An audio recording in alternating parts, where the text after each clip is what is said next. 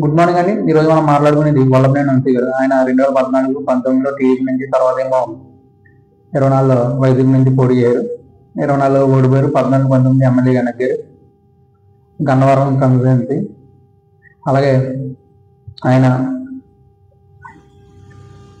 చంద్రబాబు నాయుడు గారు అంటాం, తర్వాత కేంద్ర కార్యాలయం మీద దాడి చేయటం, ఇవన్నీ కూడా జరిగినాయి. కానీ ఆయన ఒక్క మాటకి ఆయన రాజకీయం మొత్తం తిరగబడింది. ఆయన ఈరోజు మై హోమ్ భుజా గచ్చిబౌలిలో ఉంది. గచ్చిబౌలిలో ఉన్న ఆయన ఇంట్లో ఉన్నారు.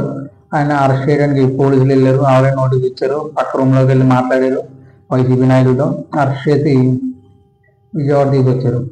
ఆయన మీద కొన్ని ఎస్టీ అట్రాసిటీ కేసులు, అలాగే 140A, 308, అలాగే 351(3) రెడ్ విత్ 3(5) కింద కేసులు నమోదు చేశారు.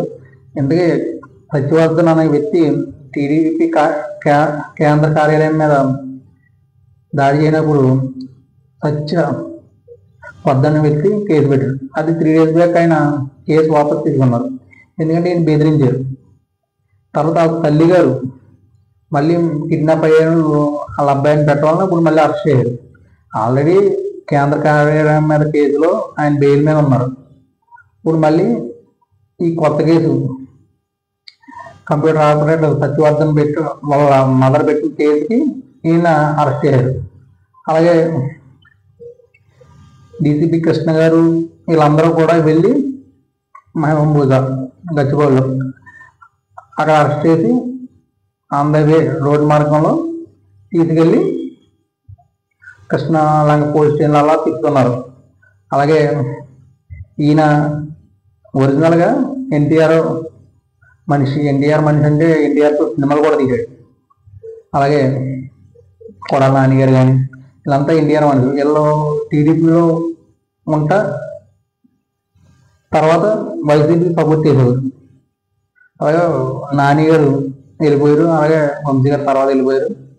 ఎలాగ టీడీపీలో మనం ఉండలేమని. ఇదంతా కూడా ఒక ప్లానింగ్గా జరిగింది. తర్వాత ఓ రోజు అన్ఎక్స్పెక్టెడ్గా అన్నారో కావాలన్నారో తెలియదు, అదే ఆయన రాజకీయ జీవితానికి ఫుల్ స్టాప్ పడిపోయింది. చంద్రబాబు నాయుడు గారు అంటాం, ఆ కేసులన్నీ బిగించుకున్నాయి. ఇప్పుడు ఏమో ఈవేళ విజయవాడ పోలీస్ స్టేషన్లో కూర్చున్నారు ఈయన. అలాగే వైసీపీ నుంచి జగన్మోహన్ రావు గారు వీళ్ళంతా నందిగామ ఎమ్మెల్యే, మాజీ ఎమ్మెల్యే వీళ్ళంతా వెళ్ళి లాయర్లు అది వెళ్ళి విడుదల చేయడానికి ప్రయత్నం చేస్తున్నారు. మేబీ బెయిల్ వచ్చేస్తుంది అనుకుంటున్నారు. కానీ రిమాండ్కి తరలిస్తారని కొంతమంది అంటున్నారు. చూడాలి ఏం జరుగుతుందో.